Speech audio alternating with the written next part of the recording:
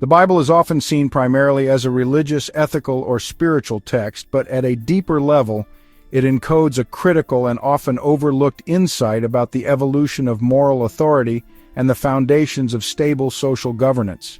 From its earliest narratives of patriarchal rulers to the visionary ideals of a kingdom internalized within each heart, the biblical story does not merely teach personal morality, it systematically reveals how societies transition from hierarchical rule toward mature self-governance, from imposed obedience toward reasoned contextual moral discernment.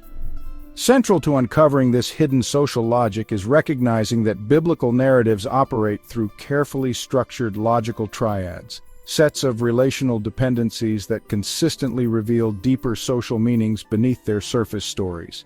Each biblical triad illuminates how moral legitimacy, the very justification for leadership, evolves from external commands and divine decrees toward internalized wisdom, individual integrity, communal participation, and ultimately toward self-rule grounded in harmonized moral reasoning. Yet this progression is not linear or simplistic. Each triad also reveals its logical negations, showing explicitly how attempts to govern solely through external dominance or coercive submission inevitably produce instability, fragmentation, or moral disintegration. Thus, the biblical narratives collectively demonstrate that stable governance does not result simply from imposed power or rigid obedience, but emerges progressively from developing individuals' capacity to reason moral truth within context, as vividly illustrated through Jesus' parables. Today, we demonstrate how the biblical accounts of leaders, from Abraham and Joseph through Moses, the judges, kings, prophets, to Jesus, the church, and Revelation, are explicitly constructed to reflect evolving logical triads of moral authority. Each stage represents a distinct phase in the human shift away from rulers who dominate externally toward societies that sustain stability through internal moral coherence and self-governance. This exploration, therefore, is not simply about understanding biblical morality as individual ethics. It is explicitly a lesson about the governance of human societies, illustrating how genuine stability emerges from empowering individuals and communities toward self-rule. By interpreting the Bible through its deeper logical structure, revealed consistently by triadic analysis, we uncover its profound yet overlooked social teaching. Human governance matures when moral authority moves from external rulers into the hearts of the governed, enabling self-rule founded upon reasoned moral discernment. This is the hidden lesson of biblical leadership, and it is this lesson we unfold here. The first lesson the biblical text offers on leadership and moral authority is that social stability begins not with power or reason, but with trust in an external source. Leadership in this early form is not something achieved or reasoned into being. It is given, bestowed as a covenantal gift. The individual does not claim authority through merit, logic, or performance, but through willingness to submit to a relationship initiated by something beyond themselves. Abraham, the foundational figure of biblical faith, does not rise to prominence through wisdom or conquest. He is chosen. God calls him out from his homeland with a promise, one that is vague in its details but absolute in its intention. I will make you a great nation, and you will be a blessing. Genesis 12:2. Abraham's role is not to create the blessing, but to believe in its possibility. His leadership is rooted in faith, not in plan or persuasion. This pattern reveals the triad of causal authority. Faith leads to favor, and favor leads to fruitfulness. Abraham's faith, his trust in the promise, initiates a flow of moral legitimacy. He receives favor from God, and that favor begins to manifest in social fruitfulness, land, descendants, and influence. Leadership in this structure flows from an act of trust in the unseen, and its legitimacy is externally validated by outcomes that fulfill divine promises. The authority does not reside in Abraham himself. It flows through him, conditional on his continued faithfulness to the external source. When that trust is disrupted, as in moments of fear or deception, the pattern temporarily breaks, but the covenant remains, emphasizing again that authority originates outside and must be continuously trusted into being. This is the logic of early hierarchical societies, where legitimacy flows from the top down, often sanctioned by the divine. It parallels the structure of ancient monarchies, priest-kings, and even early legal codes where obedience to the sacred or the sovereign was the bedrock of social order. The community's stability depends not on each person's moral reasoning, but on collective adherence to an external authority figure who is believed to be in alignment with a divine or cosmic order. This model provides cohesion, especially in small or emerging societies, but it also embeds fragility. Should the appointed leader fail to hear or represent that divine authority faithfully, the entire system is at risk of collapse. The biblical narrative presents this not as a flaw, but as a foundational stage. It introduces moral authority as a form of sacred trust, necessary in a world not yet ready for more complex forms of moral reasoning. But in doing so, it also sets the stage for the need to internalize what was once external, to reason through what was once simply received. The triadic lesson prepares us to ask, what happens when the divine voice is no longer so directly heard? What if leadership must emerge in the absence of a clear covenantal claim? What happens when authority must be discovered rather than bestowed? The next phase in the biblical logic of leadership reveals that authority does not always come as a gift. It can emerge from within through consistent moral integrity under pressure. The lesson here is that legitimate leadership can be discovered, not merely appointed, and that authority grounded in inner character can manifest in time, even when not initially recognized. Joseph's story stands in sharp contrast to that of the patriarchs. He is not the recipient of a divine covenant. He receives dreams but no command. He is sold into slavery, falsely accused, forgotten in prison. His path is anything but direct. Yet through each hardship he holds to a consistent moral compass. He resists temptation, tells the truth, works faithfully in obscurity. It is only over time and in response to his unwavering integrity that Joseph's authority is elevated. Pharaoh sees in him something rare: wisdom, discernment, the Spirit of God. What began as hidden character is eventually revealed as public legitimacy. This reflects a non-linear triadic pattern. Integrity leads to elevation, which leads to deliverance. The path is not causal in the same sense as Abraham's. It cannot be predicted or systematized. Joseph does not control his ascent. His leadership is the product of inner formation, not external confirmation. Yet once revealed, it becomes indispensable. His ability to foresee crisis and steward resources saves not only Egypt but also the family through whom the covenant will continue. This triad introduces a new principle. Authority may not be seen immediately, but it can emerge through sustained moral coherence. In social terms, Joseph represents a movement toward meritocracy and institutional trust. His legitimacy comes not from inheritance or divine appointment, but from competence and resilience. This mirrors historical moments where societies began to shift toward leadership based on ability rather than bloodline, where bureaucratic order and administrative wisdom began to replace priestly or kingly right. We see echoes of this in early republics, later in Enlightenment rationalism, and in systems of governance that prize law, expertise, and character over charismatic or hereditary rule. Yet Joseph's story also reminds us that even this model depends on recognition by those in power. Without Pharaoh's trust, Joseph's gifts would remain buried. Authority grounded in integrity still requires social acknowledgement. The system is more mature than the patriarchal model, but not yet self-sustaining. It leans heavily on the perception of legitimacy by others, which introduces the risk of misrecognition or suppression. Still, this stage marks a profound shift. Leadership no longer depends on covenantal election, but on discernible internal moral consistency. It opens the door to reasoned judgment, to character formation, to a form of legitimacy that grows in hiddenness and is revealed through outcome. It begins the movement away from externally controlled systems of dominance and into a model where individuals shaped by moral integrity can begin to hold the weight of social trust, even in the absence of divine appointment. It prepares us for a future in which authority can emerge from the bottom up, shaped by wisdom and perseverance rather than command. The third lesson the biblical narrative reveals is that as societies grow in size and complexity, moral authority must become structured, codified, and publicly accessible. Trust alone is no longer sufficient to sustain collective coherence. There must be a shared reference point that mediates between divine will and human action. Moses embodies this transitional figure not as a king or patriarch, but as a mediator between the divine and the people, bringing into existence a legal structure that both expresses and constrains moral authority. His leadership is inseparable from the giving of the law at Sinai, a dramatic public event in which the divine will is revealed not to a single individual but to the entire nation and then entrusted to Moses to interpret and implement. Unlike Abraham, Moses does not lead by personal faith alone, and unlike Joseph, his authority is not revealed through outcome. It is mediated through law, received from outside but entrusted to be interpreted and enacted through human agency. This reflects the conjoined triadic logic.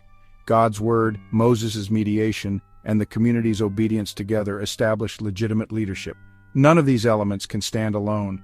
God's law without Moses is unstructured. Moses without divine law is illegitimate. The community without both is unstable. The system only works when all three are aligned. This represents a major development in social governance, the birth of legal authority.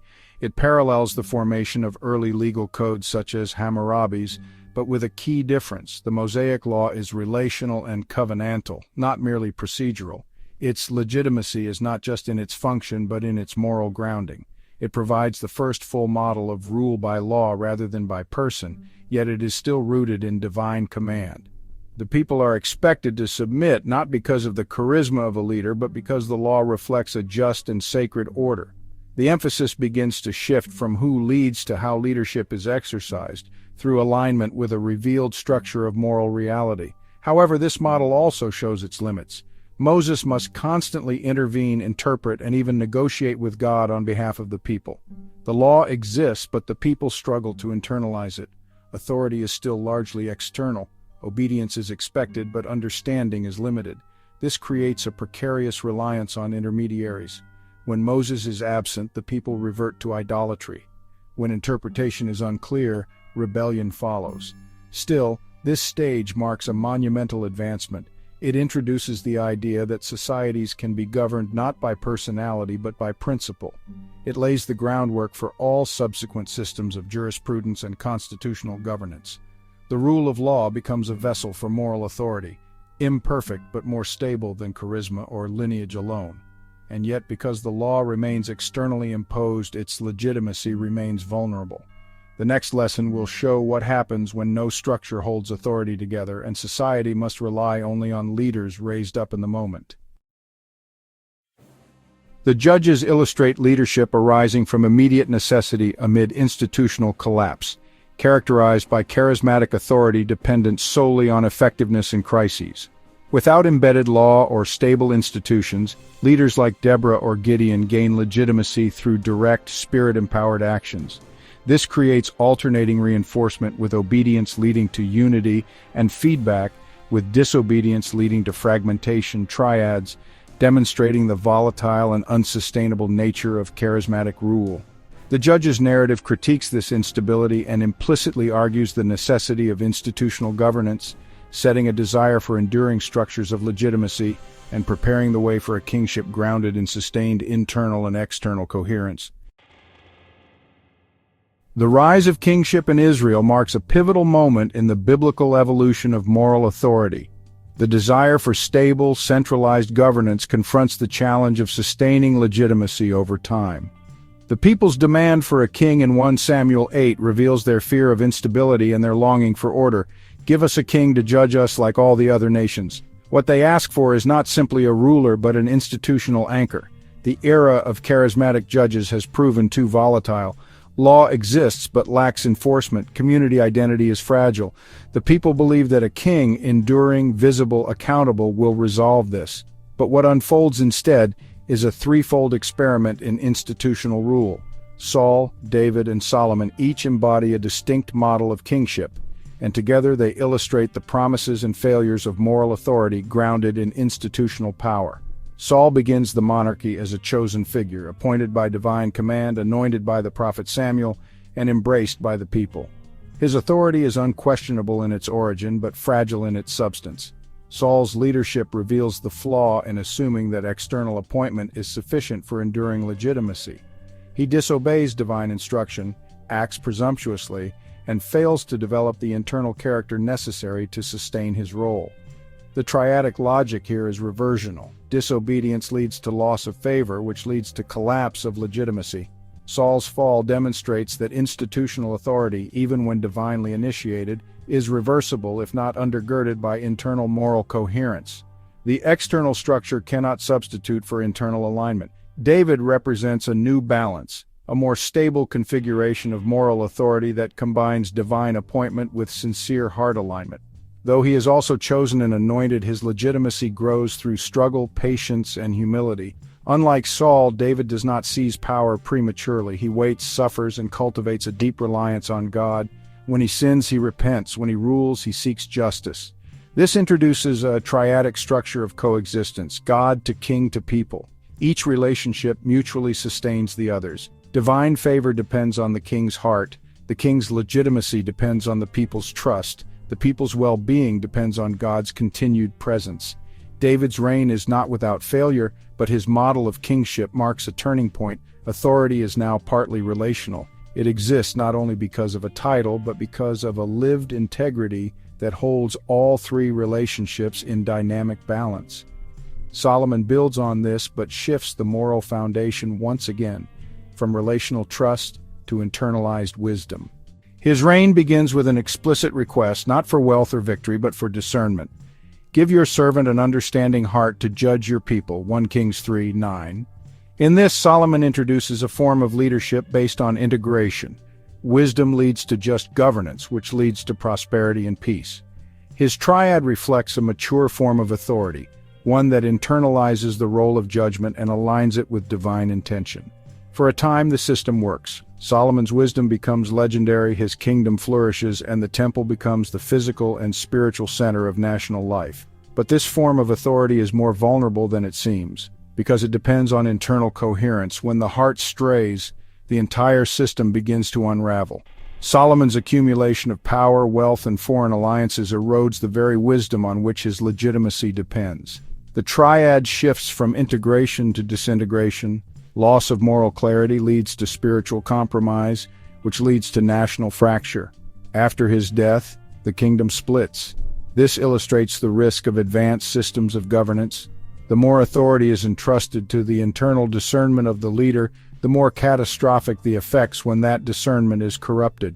Together, the stories of Saul, David, and Solomon show how institutional authority must evolve to include internal moral formation. A king may be appointed, but he must also cultivate wisdom. He may rule, but he must also serve. He may enact law, but he must also embody its spirit. The broader lesson is that institutional stability alone does not guarantee moral legitimacy. Without alignment between external structure and internal integrity, systems decay. This pattern repeats in the rise and fall of empires and in modern statecraft. Charismatic revolutions give way to institutions, institutions decay without reform, and moral authority must eventually be recovered from within. This stage marks a high point in the biblical arc. It suggests that governance must not only be structured but morally intelligent, guided by discernment, responsive to context, and accountable to both divine intention and human community. And yet, it also signals the fragility of such systems when wisdom becomes detached from humility.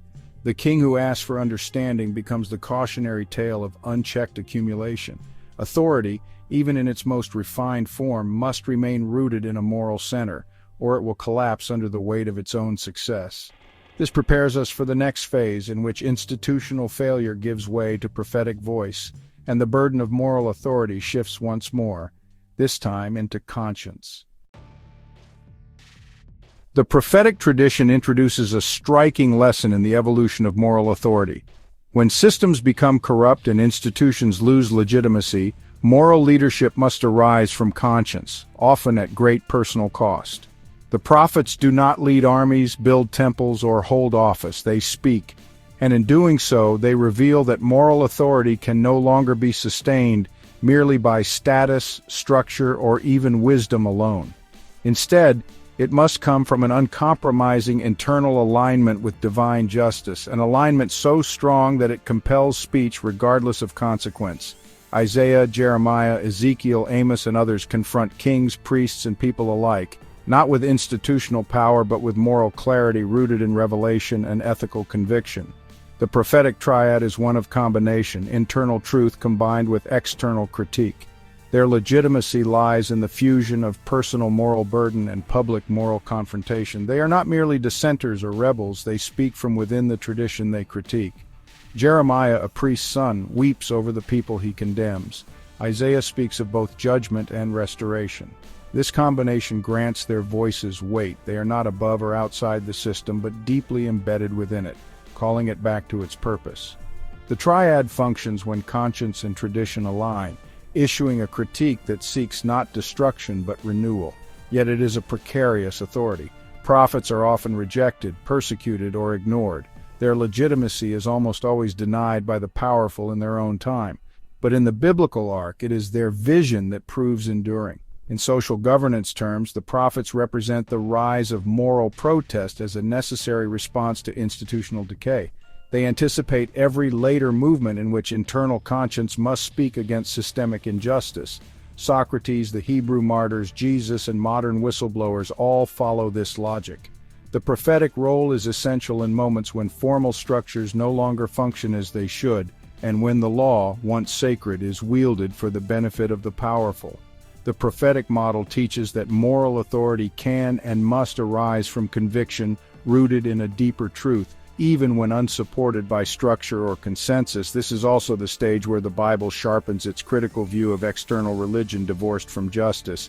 I hate your festivals, but let justice roll down like waters, Amos 5:21-24. It reveals a negative counterpart to the earlier legal triads. When obedience becomes ritualistic and disconnected from ethical purpose, it becomes a perversion rather than a fulfillment of divine intent.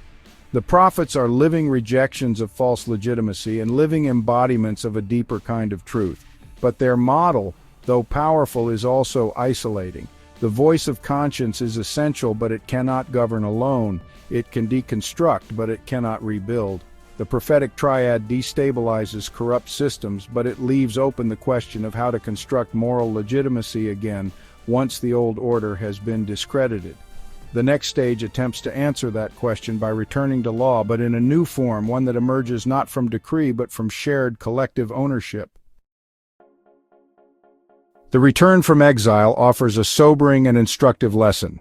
After institutional collapse, after prophetic critique has exposed deep corruption, the only path to restored moral authority is collective participation in shared truth.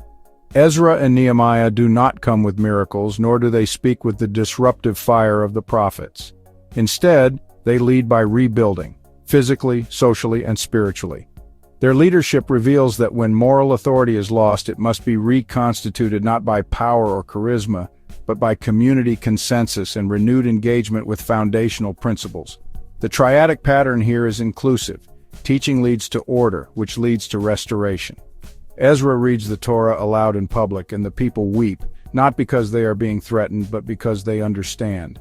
This moment is critical. The law is no longer imposed from above or enforced by fear. It is rediscovered, reinterpreted, and voluntarily embraced. The people themselves enter into covenant again, not by command, but through mutual recognition of its necessity.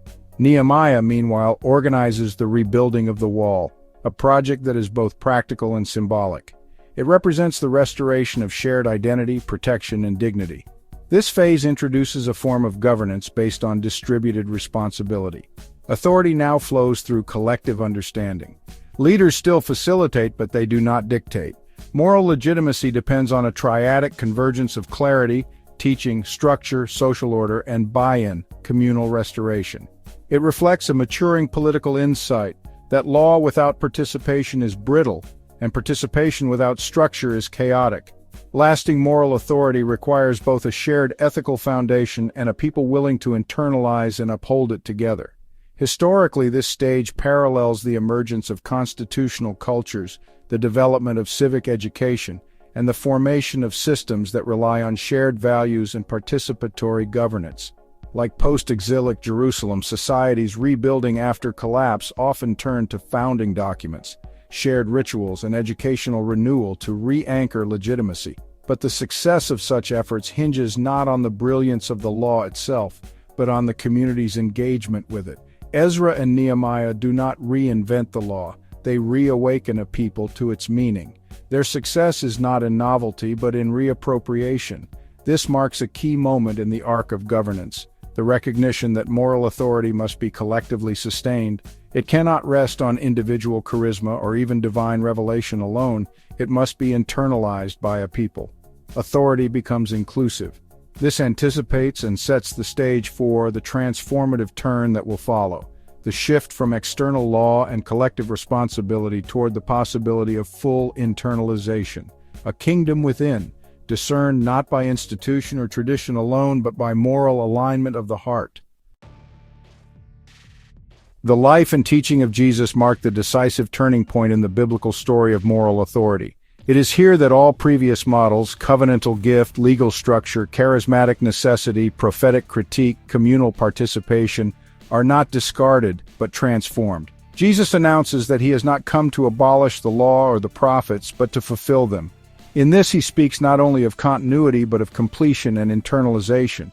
What was once external, revealed, mediated, imposed, is now to be written on the heart. What was once partial and fragmented is now integrated into a single moral center, grounded not in institutional enforcement, but in relational alignment with the divine will. The authority of Jesus is unlike anything that came before. He does not derive it from office, tradition, or institutional sanction, nor does he claim it through prophetic protest or popular revolt. His authority emerges from harmonic coherence. His actions, words, inner life, and divine mission are in perfect alignment. This is the logic of the triad of harmony. The inner heart, the outer action, and the divine intention are not merely consistent, they are mutually revealing. When Jesus teaches, his hearers say, he teaches as one who has authority, not because he appeals to a text or a priesthood, but because he embodies the truth he proclaims. This fulfillment is deeply moral, not merely doctrinal. The Sermon on the Mount reinterprets the law not by negating its demands, but by drawing them inward. You have heard it said, but I say to you. Each phrase intensifies the ethical call, not by making it more rigid, but by making it more real. Anger is as serious as murder, lust as soul-shaping as adultery. The law remains, but its jurisdiction shifts from external behavior to internal intention. Jesus does not weaken the law, he roots it in the heart, where it becomes not only something to obey, but something to become. This new moral center makes leadership profoundly different. It is no longer about commanding others, but about embodying the kingdom. Jesus leads by becoming the very pattern of the life he invites others into, serving, healing, forgiving, suffering. His leadership is not coercive, but transformative. Those who follow him do not simply comply, they are changed. And the change begins with a moral recognition. Blessed are the pure in heart, for they shall see God. Authority in this system is now measured by coherence and love. It is universally accessible but deeply demanding because it calls not for obedience to a rule, but for alignment with a person who reveals the heart of God. In social governance terms, this is a revolution. Jesus redefines the foundations of moral legitimacy, not lineage, law, wisdom, or tradition, but the capacity of the individual to perceive and respond to moral truth from within. It anticipates every form of nonviolent resistance, every democratic insistence on conscience, every movement rooted in justice and love rather than power and fear. And yet Jesus does not abandon community or structure. He forms a fellowship, teaches patterns of reconciliation, and establishes rhythms of shared life. But these are no longer grounded in control. They are expressions of inward transformation. The kingdom he announces is not out there, but within you. This is what it means to fulfill the law and the prophets. Jesus does not negate what came before. He draws it to its intended end. The covenant becomes a universal invitation. The law becomes wisdom written on the heart. The prophet's fire becomes the Spirit's presence. And leadership becomes a call to become what we once only followed, agents of reconciliation, reflections of divine love, bearers of moral clarity not imposed but discerned and lived. This stage marks the critical moment in the arc of moral authority.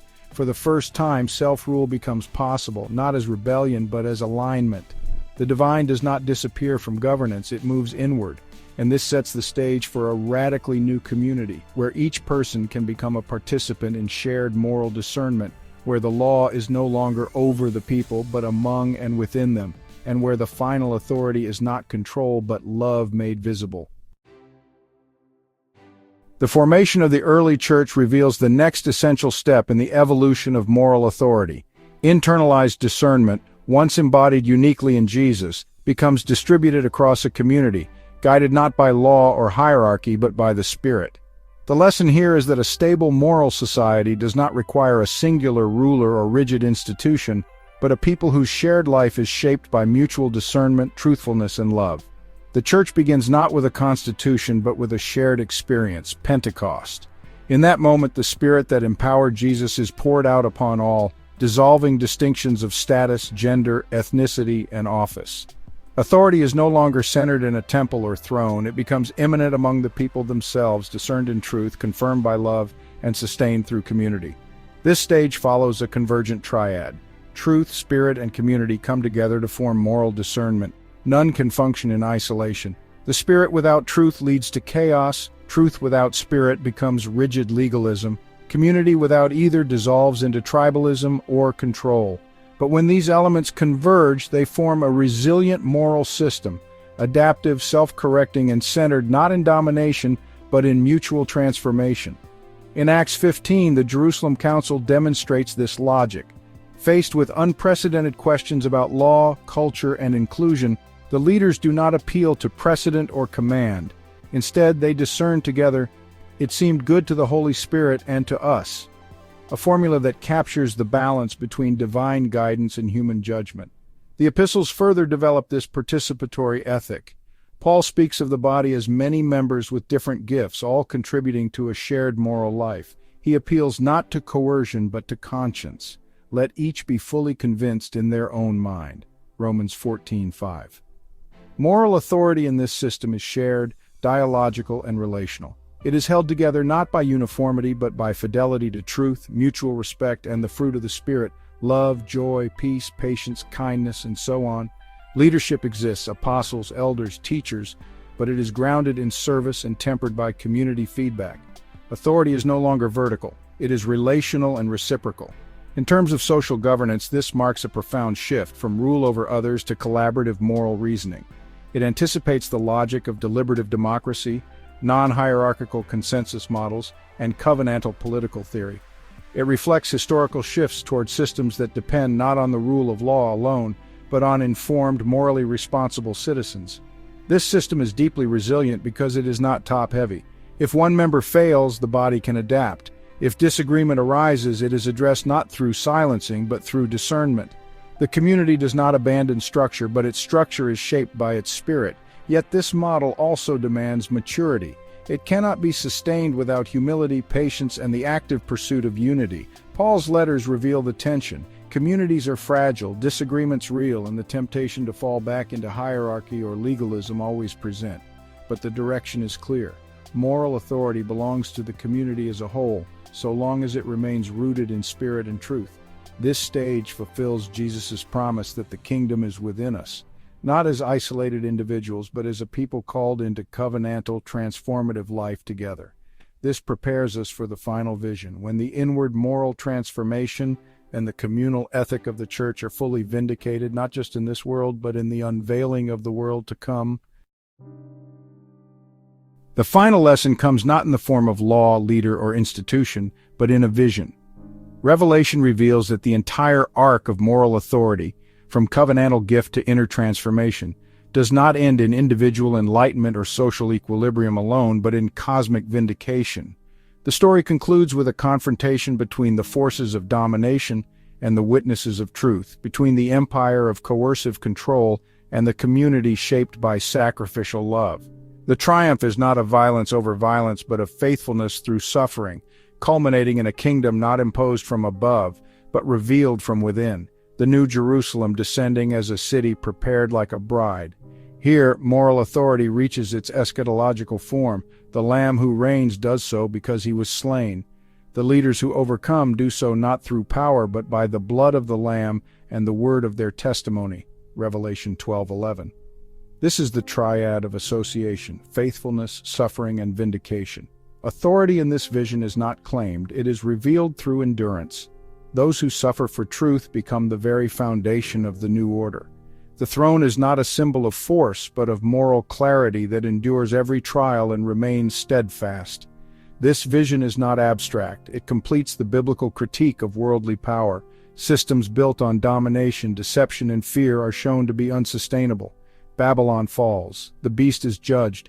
What remains are those who follow the Lamb wherever he goes, a people whose inner alignment with love, justice, and truth is made visible in the life of the world to come.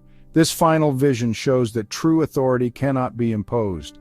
It must be revealed through faithfulness and received through transformation. As a model of social governance, this is radically hopeful. It tells us that no system built on fear or control will endure, and that every act of moral clarity, however hidden or costly, participates in a larger story of redemption. It affirms that the arc of history does bend toward justice, but only through the endurance of those who live in alignment with love. This stage gives voice to the deepest human hope, that a world ordered by moral truth, freely embraced and faithfully lived, is not only possible but ultimate. In this final movement, we see not just the possibility of self-rule, but the consummation of moral authority and the union of divine presence and human maturity. The city has no temple, for its temple is the Lord God Almighty and the Lamb. No mediation, no external law, no ruler above. All things are fulfilled. The light shines from within. The biblical story of leadership and moral authority is not a cycle destined to repeat itself, nor a theory to admire from a distance. It is a lesson, a trajectory toward freedom, responsibility, and moral self-rule. And like all hard-won wisdom, it can be lost. If misunderstood or misused, the very structures designed to cultivate moral autonomy can become tools of regression, even oppression. This too the Bible anticipates. Not every generation carries the arc forward. Again and again, history shows what happens when people look backward, seizing on an earlier, simpler stage of moral logic, mistaking clarity for truth and obedience for virtue. It is easy to romanticize covenantal beginnings, to long for strong rulers, to return to external law. These stages are comprehensible. They offer security, structure, even identity, but they are not the destination. They were necessary beginnings, not final forms. To elevate them as the goal is to reverse the moral current of the biblical narrative, to treat fulfillment as betrayal and maturity as disobedience. And when that reversal happens, when people willingly hand back their autonomy for the comfort of command or the illusion of order, the consequences are devastating. From inquisitions to fascist regimes, from cults of personality to religious authoritarianism, the worst atrocities of history have not come from freedom run wild, but from freedom abdicated. It is tempting to blame systems, ideologies, or social forces, but that misses the deeper truth the biblical arc insists on.